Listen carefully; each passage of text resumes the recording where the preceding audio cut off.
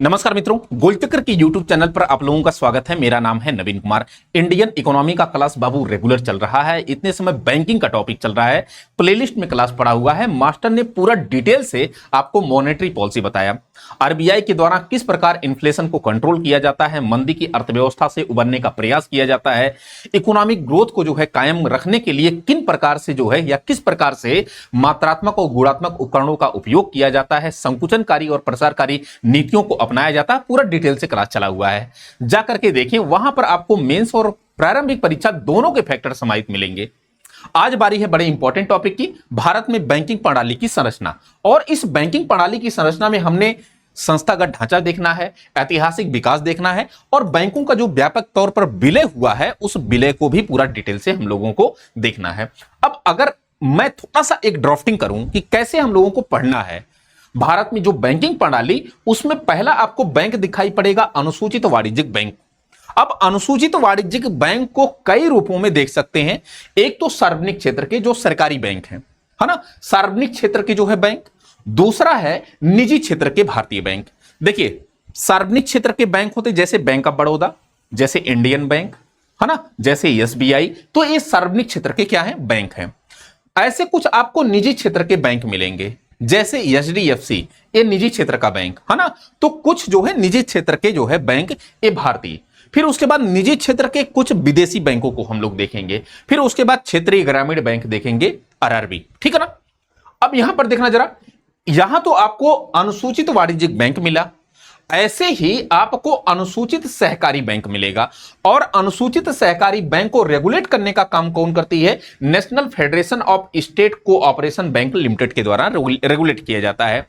अब इसमें आपको जो है मिलेगा, एक तो सहकारी बैंक मिलेगा और दूसरा ग्रामीण सहकारी ऋण संस्थाएं मिलेंगी। क्या, एक तो सहकारी बैंक मिलेगा, दूसरा ग्रामीण सहकारी ऋण संस्थाएं मिलेंगी। अब इसके अंतर्गत आपको ये सब सारी चीजें, मतलब कि राज्य सहकारी बैंक, जिला मध्य सहकारी बैंक, उसके बाद प्राथमिक ऋण कृषि समितियां, और फिर उसके बाद आपको दो चीजें और मिलेंगी, एक तो राज्य सहकारी और कृषि ग्रामीण विकास बैंक और दूसरा प्राथमिक सहकारी और कृषि ग्रामीण विकास बैंक। तो मतलब कि ये जो सहकारी बैंक है इसको हम लोग पूरा डिटेल से पढ़ेंगे। बस अभी आपको याद ये रखना है कि भाई हमारा जो कैटेगराइजेशन होगा, वर्गीकरण होगा बैंकों का, कुछ इसी प्रकार से होगा। अनुसूचित वाणिज्यिक बैंकों में ये पूरा सारा पढ़ना है। फिर उसके बाद जो है हम जब अनुसूचित सहकारी बैंक पढ़ेंगे, इस पूरा सारा पढ़ना है। फिर उसके बाद हम लोग गैर अनुसूचित बैंक पढ़ेंगे या फिर असंगठित बैंक, जैसे आपके जो है साहूकार हो गए, दुकानदार हो गए, नात रिश्तेदार हो गए। उनसे जब आप पैसा लेने जाते हैं तो वो भी एक बैंक की तरह आपसे व्यवहार करते हैं। कहते हैं भैया 100 रुपया देंगे लेकिन 5% ब्याज पर देंगे। तो आप अपने नात रिश्तेदारों, दोस्तों या साहूकारों या दुकानदारों से क्या करते हैं, आप ऋण ले लेते हैं ब्याज पे। उनको हम क्या कहते हैं, गैर अनुसूचित या असंगठित बैंक भी कह सकते हैं। ठीक है ना। अखिल भारतीय कुछ संस्थाएं हैं और इन अखिल भारतीय संस्थाओं में हम पढ़ेंगे कि सिडबी क्या होता है, नाबार्ड क्या होता है, आईडीबीआई, एक्जिम। ये पूरा हम लोग डिटेल से इन सब बैंकों पर, इन सब जो है वित्तीय संस्थानों पर डिटेल से बातचीत करेंगे। अब एक चीज यहां पर देखना जरा, पहला वाला हमने एक कैटेगराइजेशन किया था अनुसूचित वाणिज्यिक बैंकों का। अनुसूचित वाणिज्यिक बैंकों की परिभाषा और मानदंड यहां पर देखेंगे कि किन मानदंडों को फॉलो किया जाए बैंक के द्वारा कि वो अनुसूचित वाणिज्यिक बैंक कहलाएंगे या वाणिज्यिक बैंक कहलाएंगे। तो यहां पर एक तो वैधानिक मानदंड हमने दे दिया है कि भाई कौन से वैधानिक मानदंड होंगे कि एक बैंक को हम वाणिज्यिक बैंक बोल सकते हैं। तो यहां पर कुछ जो है कैटेगराइजेशन किया गया। पहला है कि यह बैंक ऐसे बैंक को संदर्भित करता है जो भारतीय रिजर्व बैंक अधिनियम 1934, एकदम ध्यान से सुनिएगा, मतलब कि जो वाणिज्यिक बैंक होते हैं उनका जो वैधानिक मानदंड क्या होता है उसको लेकर के यहां पर बातचीत चल रही है। पहला कि यह ऐसे बैंक होते हैं जो भारतीय रिजर्व बैंक, मतलब कि आरबीआई एक्ट 1934 की दूसरी अनुसूची में सूचीबद्ध हो। पहली एक कंडीशन है कि वाणिज्यिक बैंक वही बैंक हो सकते हैं जो आरबीआई एक्ट 1934 की दूसरी अनुसूची में क्या हो, सूचीबद्ध हो। ये पहला पॉइंट। दूसरा पॉइंट जरा आना, इन वाणिज्यिक बैंकों को बैंकिंग विनियमन अधिनियम 1949 के प्रावधानों के तहत विनियमित किया जाता है। अभी समझना जरा, बैंकों को जो है कैसे विनियमित किया जाएगा। ये आरबीआई एक्ट, ये जो है बैंकिंग रेगुलेशन एक्ट 1949 है। बैंकिंग, देखिए बैंकिंग रेगुलेशन एक्ट 1949 है। और इसी बैंकिंग रेगुलेशन एक्ट 1949 के अंतर्गत आरबीआई क्या करती है, वाणिज्यिक बैंकों को रेगुलेट करती है। और ये जो वाणिज्यिक बैंक होंगे इसी जो है बैंकिंग रेगुलेशन एक्ट मतलब कि बैंकिंग विनियमन अधिनियम 1949 के प्रावधानों के अंतर्गत रेगुलेट होते हों। ये दूसरा पॉइंट है। तो पहला पॉइंट, आरबीआई एक्ट 1934 के अंतर्गत दूसरी अनुसूची में जो है सूचीबद्ध हो आरबीआई के, पहला। दूसरा, यह जो है बैंकिंग रेगुलेशन एक्ट 1949 के अंतर्गत क्या हो, रेगुलेट भी होते हो, दूसरा पॉइंट। तीसरा पॉइंट क्या है, मानदंड के लिए मान्यता के लिए मानदंड। तो इनको क्या है कि चुकता पूंजी और संचित कोष का कुल मूल्य कम से कम कितना होना चाहिए, 5 लाख रुपया होना चाहिए। क्या यहां पे बोल रहा है भाई, चुकता पूंजी और संचित कोष का कुल मूल्य कम से कम कितना होना चाहिए, ये 5 लाख रुपया। इसको आप हाईलाइट कर लीजिएगा, ये होना चाहिए। और जमाकर्ताओं के हितों की रक्षा सुनिश्चित होनी चाहिए। ये कुछ मानदंड हैं जिसके आधार पर हम ये बोल सकते हैं कि ये वाणिज्यिक बैंक का जो है क्या रखते हैं अपने अंदर, जो है ये वाणिज्यिक बैंक का जो है प्रावधान रखते हैं अपने अंदर, ठीक है ना। अब यहां पर कुछ 5 प्रकार के या 5 समूहों के वाणिज्यिक बैंक आपको दिखाई पड़ रहे होंगे। एक तो दिखाई पड़ रहा होगा SBI, state bank of India. दूसरा आपको दिखाई पड़ रहा होगा कि राष्ट्रीयकृत बैंक। तीसरा आपको दिखाई पड़ रहा होगा भारतीय निजी बैंक। चौथा आपको दिखाई पड़ रहा होगा निजी क्षेत्र के विदेशी बैंक। और पांचवा आपको दिखाई पड़ रहा होगा क्षेत्रीय ग्रामीण बैंक, आरआरबी, ठीक है ना। तो ये वाणिज्यिक बैंकों के 5 समूह होते हैं। अब इनको एक एक करके हम लोग पूरा डिटेल से पढ़ेंगे। अब इसमें जो पहला वाला पॉइंट है वो है क्या, एसबीआई। खैर एक मिनट, हाँ, यहां पर सहकारी और असंगठित जो है बैंकिंग ढांचा। अच्छा, तो सहकारी बैंक का ये जो ड्राफ्टिंग है इसको थोड़ा सा देख लें। सहकारी बैंक, तो सहकारी बैंक इसमें हमने बताया था कि एक जो है कैटेगराइजेशन था अनुसूचित सहकारी बैंकों का। अनुसूचित सहकारी बैंकों में सहकारी बैंक आएगा, मतलब शहरी सहकारी बैंक, और एक आएगा ग्रामीण सहकारी ऋण संस्थाएं आएंगी। क्या, एकदम ध्यान से सुनिए। पहला इसमें आप ड्राफ्टिंग करेंगे शहरी सहकारी बैंक के रूप में, और दूसरा ग्रामीण सहकारी ऋण संस्थाओं के रूप में। अब इन ग्रामीण सहकारी ऋण संस्थाओं के रूप में पहला आप पाएंगे राज्य सहकारी बैंक। क्या पाएंगे बाबू, राज्य सहकारी बैंक। दूसरा आप पाएंगे जिला जो है मध्य सहकारी बैंक, जिला या मध्य सहकारी बैंक इसको कहा जाता है। और तीसरा आप पाएंगे प्राथमिक ऋण कृषि समितियां। क्या, प्राथमिक ऋण कृषि समितियां। तो पहला राज्य सहकारी बैंक, दूसरा जिला सहकारी बैंक, और तीसरा है प्राथमिक ऋण कृषि समितियां। इतनी बातें क्लियर।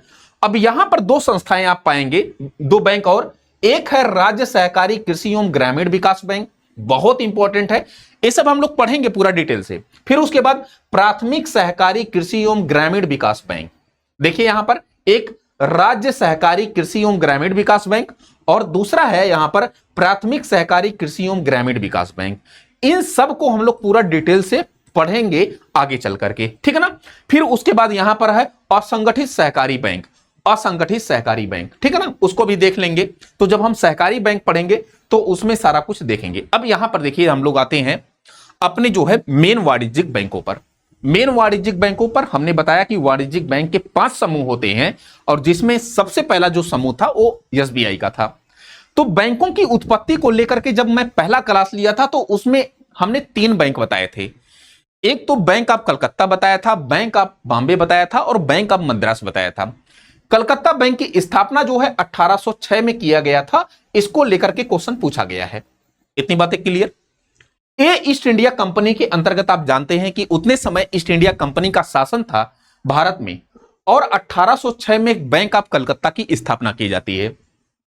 1840 में जाते जाते बैंक ऑफ बॉम्बे स्थापित कर दिया जाता है, और 1843 में बैंक ऑफ मद्रास की स्थापना की जाती है। इतनी बातें क्लियर। और एक किसके अंतर्गत ये तीनों बैंकों की स्थापना की जा रही है, ये ईस्ट इंडिया कंपनी के अंतर्गत। जो ईस्ट इंडिया कंपनी शासन कर रही है वही क्या कर रही है, इन बैंकों की स्थापना कर रही है। इतनी बातें क्लियर। अब समझना जरा, इन तीनों बैंकों को क्या किया गया, 1921 में तीनों बैंकों को मिला लिया गया। Bank of Calcutta, bank of Madras और बैंक ऑफ बॉम्बे, तीनों बैंकों को मिला लिया गया।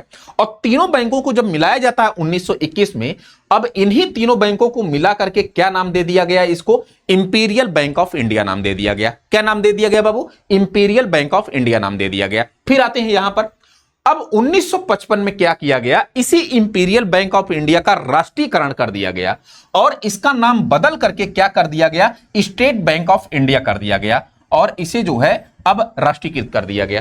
क्लियर इतनी बातें, किसी प्रकार का दुख दर्द तो नहीं ना। तो आप उठाओगे ईस्ट इंडिया कंपनी के अंतर्गत 3 बैंकों की स्थापना, bank of Calcutta, bank of Bombay, bank of Madras, तीनों बैंकों को 1921 में मिला लिया जाता है, इंपीरियल बैंक ऑफ इंडिया कहलाता है। और फिर उसके बाद 1955 में जब इसका राष्ट्रीयकरण किया जाता है तो इसको एक नया नाम दे दिया जाता है, SBI, state bank of India. इतनी बातें क्लियर। चलें आगे। अब यहां पर देखना जरा नेक्स्ट, एसबीआई का विस्तार तथा महाविलय, ये 1960 से लेकर के 2017 तक सारा कुछ हम लोग सिनेरियो देखेंगे। 2008 में एसबीआई में क्या किया गया कि 2008 में स्टेट बैंक ऑफ महाराष्ट्र का विलय किया गया। बहुत इंपॉर्टेंट है, बहुत इंपॉर्टेंट है। ये आपसे क्वेश्चन पूछेगा कि एसबीआई, चूंकि एसबीआई तो पहले जो है छोटी संस्था थी, लेकिन बाद में इनमें छोटे छोटे बैंकों का क्या किया गया, विलय किया गया। और जब छोटे छोटे बैंकों का विलय किया गया तो एक विस्तृत संस्था हुई, एक बड़ी संस्था। आज एक सार्वजनिक क्षेत्र की सबसे बड़ी जो है बैंक है एसबीआई, सार्वजनिक क्षेत्र का सबसे बड़ा बैंक है। क्यों बैंक है बड़ा, क्योंकि इनमें तमाम जो है बैंकों का विलय किया गया है ना। अब यहां पर 2008 में देखेंगे तो स्टेट बैंक ऑफ सौराष्ट्र का विलय किया गया। फिर 2010 में अगर आप देखेंगे तो स्टेट बैंक ऑफ इंदौर का विलय किया गया। तो सौराष्ट्र और इंदौर दोनों का विलय 2008 और 2010 में आपको दिखाई पड़ेगा, ठीक है ना। सौराष्ट्र का विलय 2008 में और 2010 में इंदौर का विलय आपको दिखाई पड़ेगा। क्लियर इतनी बातें। 2017 में आपको कुछ ज्यादा बैंकों का विलय दिखाई पड़ेगा। कौन कौन से, एक तो है बैंक ऑफ महाराष्ट्र व जयपुर, ये दोनों को एक ही नाम दीजिएगा, बैंक ऑफ महाराष्ट्र व बैंक ऑफ जयपुर, दोनों को एक ही नाम दीजिएगा। फिर उसके बाद bank of Hyderabad, bank of Mysore, bank of Patiala और बैंक ऑफ त्रावणकोर। क्या इतनी बातें समझ में आ रही हैं? एक बार और सुनिए। मैं ये कहना चाह रहा हूं कि पहले एसबीआई क्या थी, बहुत छोटी संस्था थी, इसमें बैंकों का विलय उतना नहीं हुआ था। आज ये इंडिया की सबसे बड़ी जो है सार्वजनिक क्षेत्र की बैंक है। क्यों? क्योंकि इसमें तमाम बैंकों का क्या हो चुका है बाबू, विलय हो चुका है, ठीक है ना। 2008 में स्टेट बैंक ऑफ सौराष्ट्र का विलय हुआ। 2010 में स्टेट बैंक ऑफ इंदौर का विलय हुआ। फिर उसके बाद दौर आता है 2017 का, इसमें करीब करीब 5-6 बैंकों का विलय हुआ। एक का नाम है स्टेट बैंक ऑफ बीकानेर व जयपुर, दूसरे का नाम है स्टेट बैंक ऑफ हैदराबाद, तीसरे का नाम है स्टेट बैंक ऑफ मैसूर, चौथे का नाम है स्टेट बैंक ऑफ पटियाला, पांचवें का नाम है स्टेट बैंक ऑफ त्रावणकोर। तो पटियाला, त्रावणकोर, हैदराबाद, मैसूर, है ना, और इधर जो है बीकानेर, तो ये सब जो है बैंकों का विलय कहां पर होता है, तो आपने बताना है एसबीआई में होता है।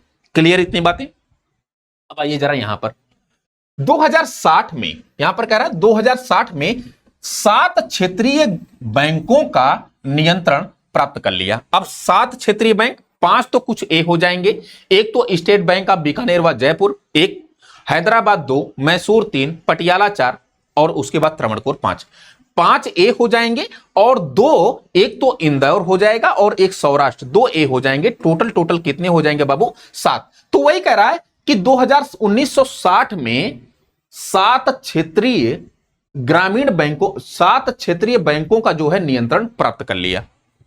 मतलब एक विलय तो जो है यहां पर हुआ था, ये विलय कहां पर हुआ था, यहां पर एसबीआई में कर लिया गया था, लेकिन ये नियंत्रण कब प्राप्त कर लिया गया था, 1960 में ही एसबीआई के द्वारा इनका नियंत्रण प्राप्त कर लिया गया था, ठीक है ना। चलें आगे। अब एक चीज अगर आप देखें तो यहां पर कह रहा है रेगुलेटरी नोट, इंपॉर्टेंट कुछ नोट है। 2008 से पहले एसबीआई का शेयर आरबीआई के पास था।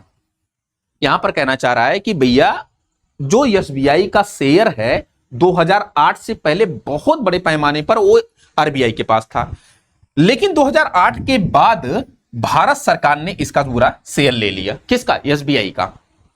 बैंकिंग ऑपरेशन और रेगुलेशन आरबीआई करता है। मतलब कि इसका जो है ऑपरेशन और रेगुलेशन कौन करता है? 1949 के जो एक्ट है banking regulation act, banking regulation act जिसको हम बैंकिंग विनियमन अधिनियम 1949 कहते हैं, उसी के तहत एसबीआई का भी रेगुलेशन कौन करता है? आरबीआई करता है। ठीक है ना। लेकिन अगर मैं कहूं कि इसका ओनरशिप 55% और कंट्रोल कौन करता है? भारत सरकार के पास है। मतलब कि एसबीआई का 55% ओनरशिप किसके पास है? भारत सरकार के पास। और कंट्रोल किसके पास है? भारत सरकार के पास है। लेकिन रेगुलेशन का काम कि बैंकों की भांति इसको रेगुलेट किया जाएगा वो आरबीआई के तौर पे किया जाएगा। क्लियर। तो एक कुछ जो है बातें एसबीआई के विस्तार और जो है महाविलय से संबंधित थी। अब यहां पर एक चीज और देखिए, अगर मैं कहूं कि एसबीआई का 33% ए मार्केट जो है, जो एक बाजार बैंक संपत्ति की हिस्सेदारी है, वो 23% कितनी है? एसबीआई की है। बाजार बैंक ए असेट्स में हिस्सेदारी, यहां पर लिख लीजिए बाजार बैंक परिसंपत्तियों में हिस्सेदारी। और यहां पर 25% अगर आप देखेंगे तो कुल लोन, मतलब कि जो लोन दिया जाता है इंडिया में बैंकों के द्वारा, उसका मतलब कि कुल लोन का जो है 25%। और डिपॉजिट बाजार में हिस्सेदारी कितनी है? मतलब कि कुल लोन और डिपॉजिट बाजार में हिस्सेदारी अगर आप देखेंगे तो एसबीआई की कितनी आपको दिखाई पड़ेगी? 25% की दिखाई पड़ेगी। तो एक कुछ फैक्टर है। और यहां पर भारत का एसबीआई भारत का सबसे बड़ा सार्वजनिक बैंक है। इसको आप 3 स्टार कर लीजिएगा, एक क्वेश्चन आपसे पूछ सकता है। ठीक है ना। फिर यहां पर थोड़ा सा देखें जरा, मुख्यालय इसका क्या है? मुंबई में है। एसबीआई का मुख्यालय कहां है? मुंबई में। और अध्यक्ष चल्लाश्री निवासुल्लू शेट्टी। तो ये जो है अध्यक्ष है। बाकी इतने समय वर्तमान में एक बार और सर्च कर लीजिएगा आप। ठीक है ना। चलें आगे। यहां पर देखिए राष्ट्रीयकरण की लहर। क्या? राष्ट्रीयकरण की लहर, आवश्यकता और कारण। अगर मैं कहूं कि राष्ट्रीयकरण क्यों हो रहा है बैंकों का, तो आप क्या बताओगे कि क्यों राष्ट्रीयकरण हो रहा है? पहला कि आर्थिक संकेंद्रण बहुत बड़े पैमाने पर हो गया था, और आर्थिक संकेंद्रण होने के कारण जो वित्तीय समावेशन होना चाहिए था, जहां पर ऋण जाना चाहिए था वहां पर ना जाकर के मोटा भाई टाइप, मतलब कि जिनके पास धन था वहीं पर ऋण जा रहा था, जिनके पास पहुंच थी वहीं पर ऋण जा रहा था। ना तो गरीब के पास जा रहा था, ना तो छोटे उद्योगों के पास जा रहा था, ना तो महिलाओं के पास जा पा रहा था। ऐसे में इसका जो है राष्ट्रीयकरण करना जरूरी था। राष्ट्रीयकरण का अर्थ यह है कि इसको भारत की संस्था बना देना, भारत सरकार की संस्था, सार्वजनिक संस्था बना देना। और जब सार्वजनिक संस्था होगी, सरकार की संस्था होगी, तो सरकार बोलेगी कि देखिए किसानों को इतना ऋण देना है, आपको बैंक को, इस बैंक को, गरीबों को इतना देना है, मजदूरों को इतना देना है, या फिर जो है छोटे एमएसएमई जो उद्योग है उनको इतना देना है। इसीलिए कहा गया कि भाई आर्थिक संकेंद्रण था, कुछ ही हाथों में आर्थिक जो है शक्ति का संकेंद्रण हो गया था। इसीलिए राष्ट्रीयकरण की क्या बड़ी जरूरत पड़ी। वित्तीय समावेशन, प्राथमिक क्षेत्र एमएसएमई में वित्तीय समावेशन की जरूरत थी, इसीलिए जो है राष्ट्रीयकरण की क्या पड़ी? जरूरत पड़ी। कृषि एवं ग्रामीण उपेक्षा की गई। मतलब कि कृषि एवं ग्रामीण विकास की उपेक्षा की जाती थी, क्योंकि जो है निजीगत संस्थाएं ज्यादा थी, निजी शेयर ज्यादा थे, इसलिए ये पैसा जो है ग्रामीण क्षेत्रों में या एग्रीकल्चर क्षेत्र में नहीं लगाना चाह रहे थे। और जब सार्वजनिक राष्ट्रीयकरण हो गया, बैंक सार्वजनिक हो गए, तो ऐसी स्थिति में जो है इनको बाध्यकारी किया गया कि भाई आप कृषि और ग्रामीण विकास के लिए काम करें और वहां पर भी आप ऋण दें, है ना। तो पहले बैंक मुख्य रूप से शहरी क्षेत्रों में थे, जिससे कृषि और ग्रामीण विकास की क्या हो रही थी? उपेक्षा हो रही थी।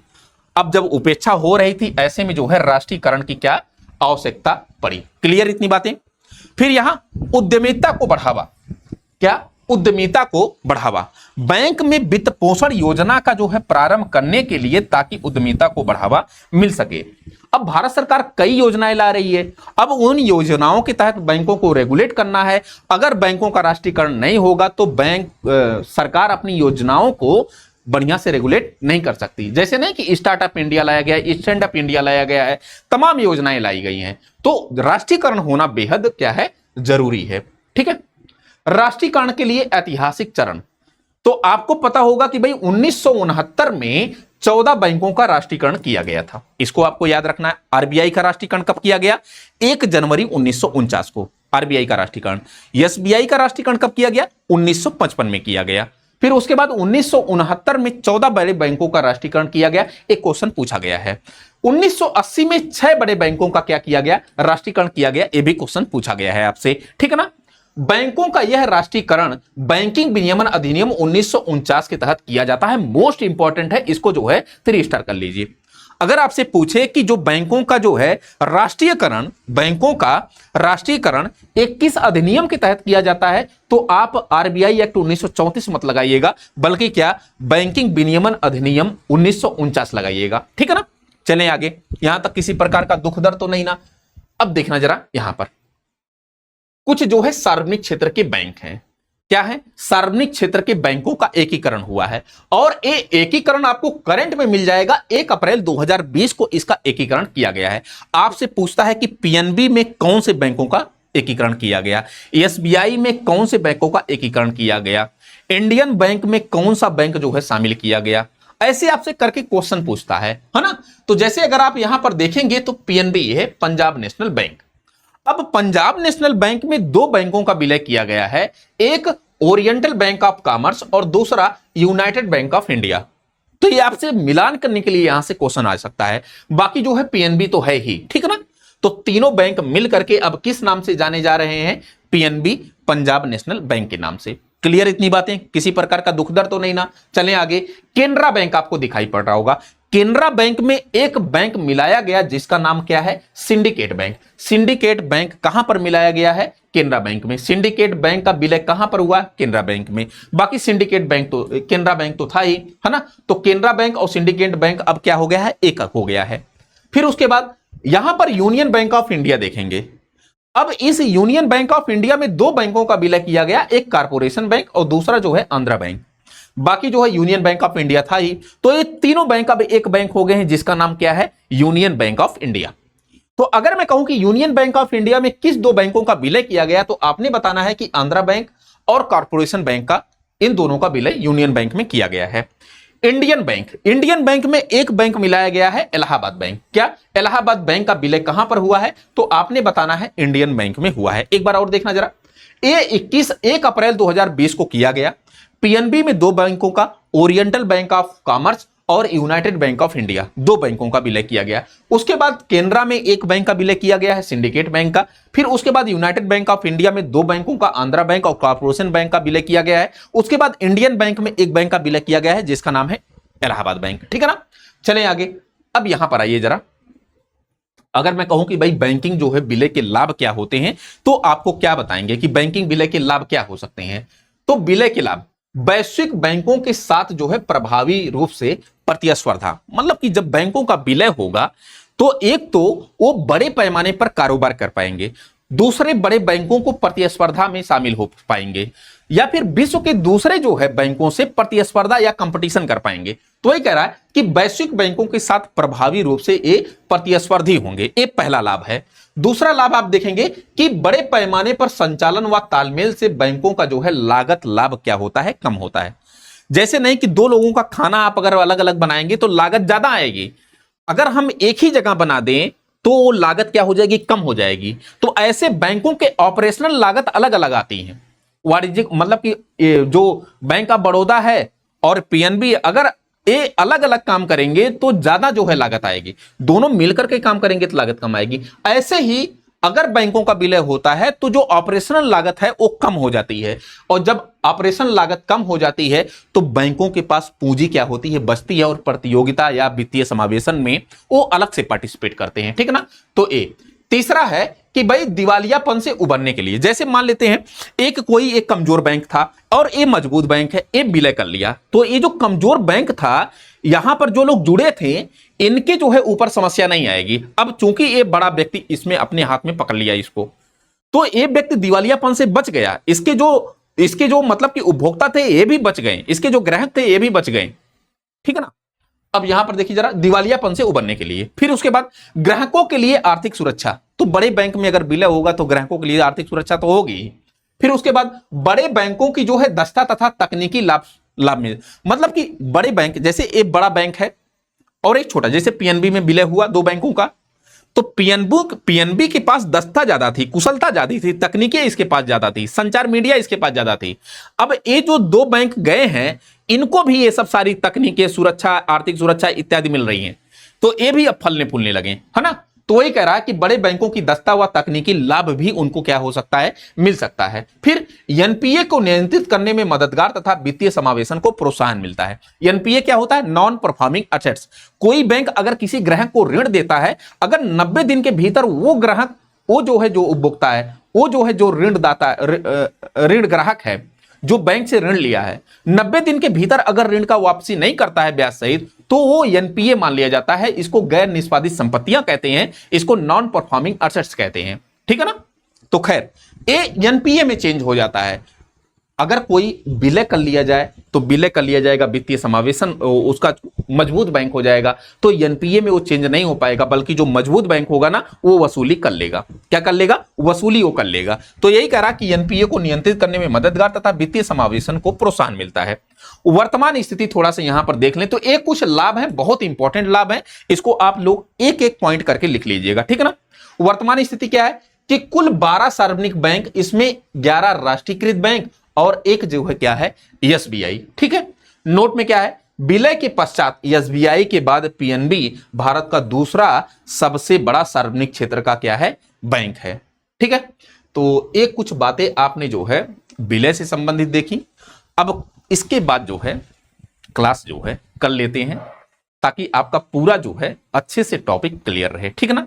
तो मिलते हैं कल। आज के लिए फिलहाल इतना ही। Thank you so much for watching this video. मुझे उम्मीद है कि अच्छा लगा होगा आपको क्लास, और नोट्स वगैरह आप लोग बनाते रहिए। थैंक यू सो मच, शुक्रिया।